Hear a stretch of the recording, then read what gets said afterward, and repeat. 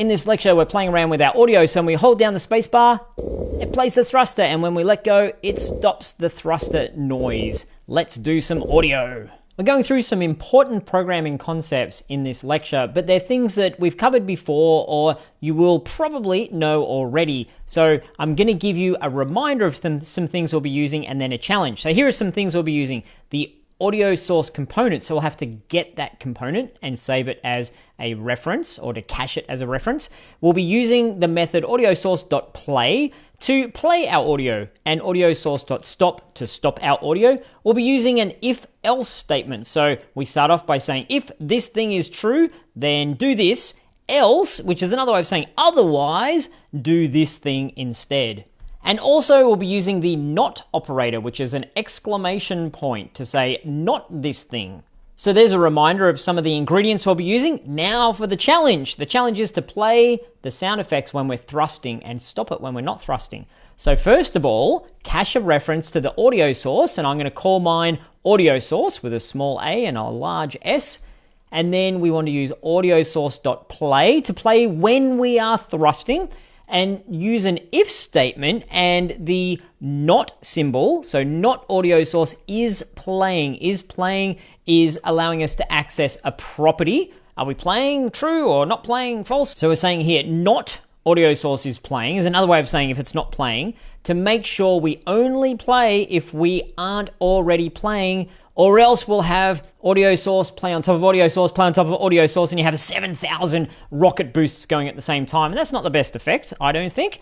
And just a reminder again that the exclamation mark here is saying not true. And then to use an else condition and AudioSource.stop to stop our sound effects when we aren't thrusting. So there's a lot of information I've given you just now. I wanted you to take this on yourself, to do this as a challenge, so that you're in there, roll up your sleeves, giving it your best shot, and really having these concepts embed into your brain. Audio is a fairly straightforward, simple concept, so I think this is a good one for you just to dive in and give it your best shot. So there's the challenge. Pause the video. I'll see you back here when you've given it a go.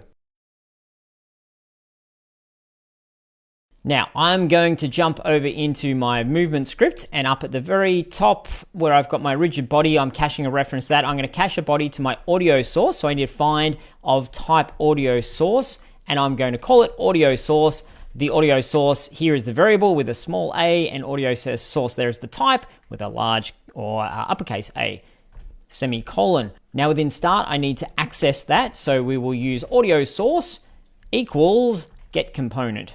The hint is right above, we've got our get component rigid body. So get component audio source, parentheses, and semicolon. Now we've got that component and we're saving it or storing it as audio source, making it a reference. Scrolling down, let's see, where do we need to make our audio play? Well, we're processing our thrust, and we're saying when you press and when you're being shoved up in the air, then that seems like a pretty good time for us to play our audio. So I'll do the physics first and then the audio second. So we've got our RB relative, add relative force, and now in here I need to use simply audio source, allows us to tap into that component, dot play. It's as simple as that, and semicolon. Now we don't need anything in the parentheses and we don't need anything more complicated, because all we're doing on here, where's my player? Scroll down on our audio source, we've dropped in just this one audio resource, the main engine thrust. That's all we're doing. There's nothing more complicated than that. So we're just saying the audio source, just play whatever you've got. And later on, we'll get a little bit more complicated than that, so you can see other ways of doing audio, but this is just the really simple way of saying just play whatever your audio source is. Now let's jump back to Unity. I'll save first of all, and we'll see how that performs.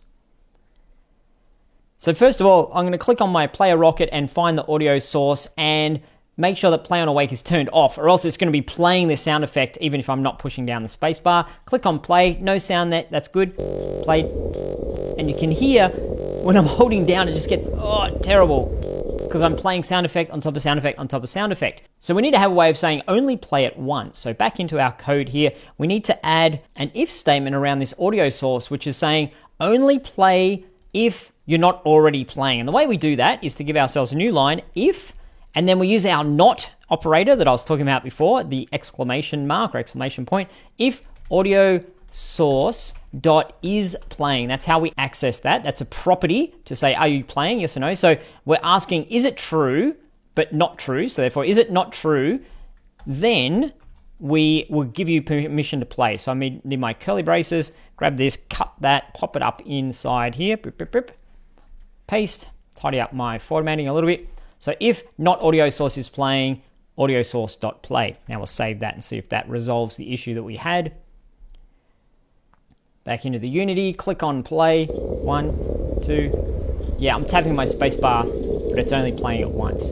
Excellent. You know what I'll do is I'm just going to go to my game window. Instead of play maximize, I'll play focused, so I can still see all my inspector over on the side. I don't need to have it maximized just at the moment.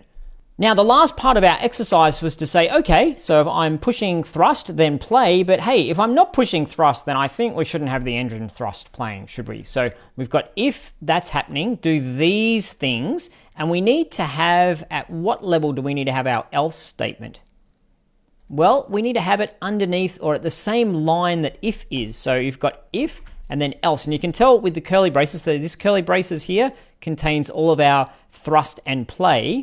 And if we're not doing this, if we're not doing that, then we go on to this else statement. Else, we don't need any condition in there. It's just a straight up else. We don't need to say else something is true or false. It's just else. And then AudioSource.stop. Stop the audio source and save that there. So hopefully that code is nice and clear for you. We've got an if press, then do these things. Otherwise, or else, stop the audio. Back over into Unity. Click on play. Okay, tap, tap, tap. Perfect. Nice. So if I hold down, it plays. If I let go, it stops playing. So there we go. That's all we wanted to cover in this lecture. Good stuff. We've done the simple implementation of turning our audio on and off and done a bit of an if-else statement in the process. I will see you in the next lecture.